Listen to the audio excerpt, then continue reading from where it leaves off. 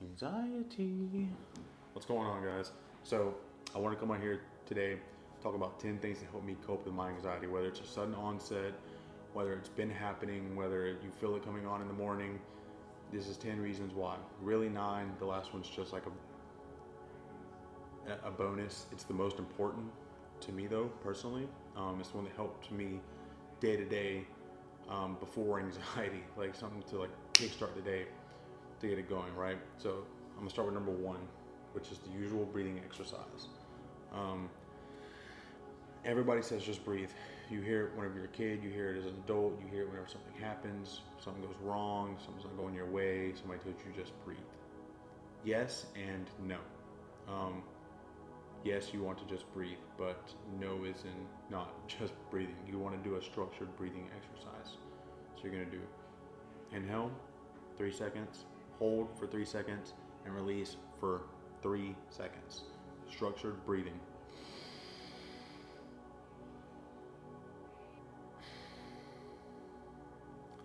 Do that over and over again. You'll start to see and feel the change. Um, you'll definitely notice the change inside of your body, not even just mentally. You'll notice your heart rate slows down. You'll notice the anxiety starts to diminish a little bit, but that's not nothing I want to stick on too hard. That's just my first way that I do to cope. It's usually the first one that I go to, and my second one being basically my most important. So this one's journaling. I advise you strongly to go buy a notebook and a nice pen, maybe even just get a nice notebook, a leather one. I buy cheap ones because I go through them so much. So I advise you to write down the date, the location, how you're feeling, even the time, how you're feeling, how you would like to feel, what's going on. Maybe even write anxiety, scribble your brain, put it all on a piece of paper. Like I'll grab one and show you in one of my next videos. I'll do like a journal reveal or something and just go through everything that I've wrote down and what my journal looks like through my anxiety and my day-to-day basis. And I strongly advise this one because anytime I put pen to paper, it puts my mind at ease. When I'm able to put my feelings onto this paper and really write down and express what's going on in my mind, it really helps me relax and ease my brain and really just pick your own brain. That's what you're trying to do. You're trying to pick your own brain and put it to paper. I can say it over and over again, but until you do it and you see it and you feel the change, you're not going to know how much it truthfully helps. That is my most important one of this whole video, besides number 10. I'm gonna get to number 3. It's changing your diet. If you still drink energy drinks, you should already know to put down the caffeine. Coffee, everybody needs your coffee. If you feel the jitters after, I advise just taking some L-theanine or something, which is kind of counteracts the caffeine in the coffee. I drink decaf personally. I was about 250 pounds about a year ago. I was able to lose about 90 pounds of that just by changing my diet. I switched to a cleaner whole foods diet, changed the entire game up. I haven't had caffeine in over a year since one of my really bad panic attacks. Just sugar, I cut out a lot of sugar. I don't drink any sodas. If I have sugar now, it's in like some healthy kind of brownie or something. I don't want to sit on that one too long because that one's not, nothing crazy. It's just something I advise doing. It helped me cope just because I knew I was eating cleaner. I know what I'm putting in my body. I know what I'm putting in my body's healthier for me, and I know it's gonna, sustain my body a lot more than putting a bunch of junk in like McDonald's or fast food or anything like such. So I'm gonna go and hit on number 4, which is meditation. I'm the worst to speak on meditation because I feel like anytime I meditate, I just don't do it right. Even though it helps, I feel like I'm not doing it right. I don't know if it's a mind thing for me, but I can say that it helps. Like it does help. Just, I guess maybe you do it your own way. And whenever I say meditation, I just put on like I put on scripture, me personally, and I just listen to scripture and I just sit and kind of just sit with myself for a while. And I really feel like sitting with yourself has a huge part in helping you cope with your anxiety in the moment. Meditation's more in the moment thing. It's good to do outside of anxiety just for mindfulness to kind of connect with yourself, connect with your brain. put on a nice podcast, put on some scripture, put on some nice relaxing music. I don't recommend anything crazy. Don't put on no EDM, to meditate to. But there's better videos to go look up to help you meditate than this one. Obviously, just throwing that out there as one thing that helps me cope. I'm gonna go ahead and move on to number 5, which is self-encouragement. So throughout your day-to-day, if you mess up something, don't just beat yourself up about it. It's okay. You're gonna move forward. I mess up at work all the time, to be quite frank with you, and I can't tell you on what I did wrong. I can tell you I do mess up, but don't ponder on it too long, because the more you ponder on it, the more it's gonna diminish your brain, and it's gonna diminish your emotions towards yourself, and that's gonna bring on anxiety. It always does for me. Everybody's different, but it never helps me. I know that just waking up in the morning, like telling yourself, hey, look, you look great today. You're going to do great today. I love you. Words of encouragement. Give yourself encouragement. You deserve it. Especially all that you've been through. You definitely deserve the encouragement. There's even old studies that say, if you wake up in the morning and look in the mirror, if you look great, you feel great. And if you just can tell yourself, hey, you look great today, you did your hair good today. If you're having a bad hair day, so what? Move past it. Nobody's going to notice but you. So just tell yourself you look good. You're going to feel better. Keep a smile on your face as much as possible. Just self-encouragement, right? If you're smiling more than you're frowning, people's going to come off as a more happy energy towards you, right? They're going to be more happy towards you.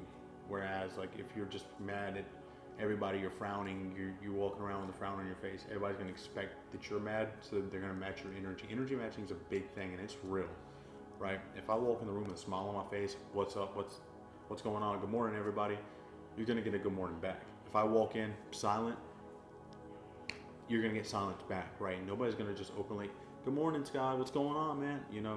They see you're visibly upset. So self-encouragement and self-embodiment, that's kind of what I'm getting at. You just need to be positive. Bring yourself up. I'm going to go ahead and move on to the next one, because I don't want this video to stretch out too long. But stay busy, all right? I find staying busy is the best thing for me to do.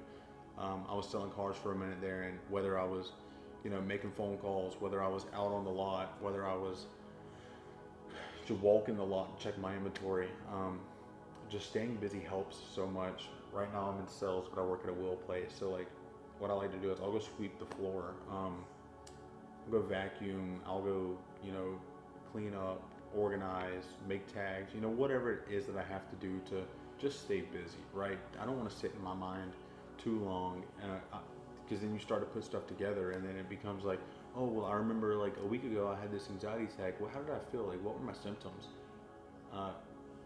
What can I do to, change it? No. Get out of your mind for just a split second. Stay busy. Do something at work. I promise you, somebody's going to notice, right? They're going to take that into account. Like, hey, this guy's always busy, man. Even whenever we're got downtime, like he's always got something to do.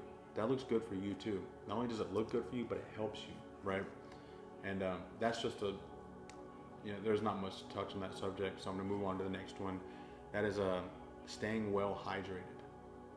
So I drink at least 3, 4, 5 water bottles a day, just normal Zephyr Hills water bottles. But Gatorade, I'll drink a Gatorade, or I'll drink a Propel, or I'll drink something to stay hydrated. I keep a lot of electrolytes in me, because dehydration can be a number one kickstarter to anxiety. Whenever you're feeling dehydrated, you start to get cramps in your stomach, or palpitations, or your head starts hurting, and all these could be your symptoms. I'll make another video about symptoms, what symptoms usually arise with anxiety. I'll make another video for that another time, but staying hydrated truthfully does help me through my day-to-day, right? I'm staying hydrated, I'm eating whole foods, giving myself self-encouragement, I'm doing my breathing exercises. All this plays into just feeling great, like you just feel so much better whenever you're doing all these things. Your body feels better, so you're gonna feel better, right? My next one, I'm going to go ahead and move on to that, is go ahead and get validation from the doctor. This one's a weird one because they tell you not to go to doctors and stuff for your anxiety, but I really recommend it. Go to a doctor, get your validation, and have them tell you that you're okay. Right? 99% of you clicking on this video, you're fine. Yeah. Probably 99.9% of you click on this video, you're fine. Go to a doctor though. I'm not a doctor, I'm not a therapist, I'm not licensed in any kind of way. I'm just a regular guy, right, making a video. You're fine. Let them tell you you're fine. If they do all the tests, I've had all the tests done. EKGs, echoes, MRIs. I mean, just countless things I've had done just because I thought I was having heart attacks and thought my lungs were collapsed and I thought I had tumors. Like it's just everything. I've had all these tests done. And I've been told, look, you're completely healthy. That helps me cope. That's validation, right? That's validation knowing that you're fine.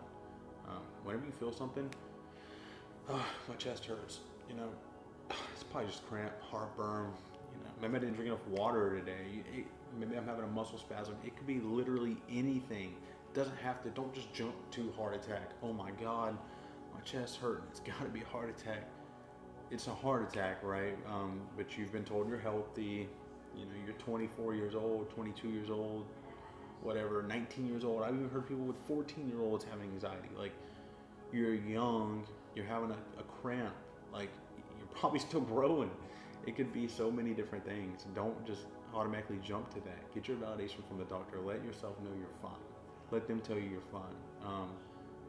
You hear about, these very little bit of misdiagnosing cases. That's not everybody. It's like 1%, get misdiagnosed. But of course, that's going to make the news because that's the bad stuff. They only want you to know the bad because only bad makes news. Remember that.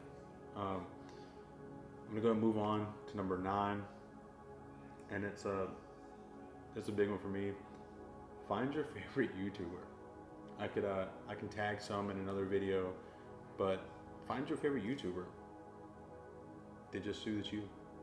He just helps you get through the day. I have a couple YouTubers that I'll put on and I'll just listen to their video while I'm at work. And this plays into just the staying busy part, right?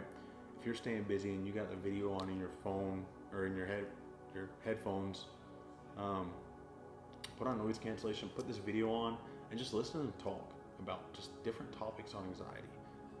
They really motivated me to do this because it helps me so much. I just want to help other people.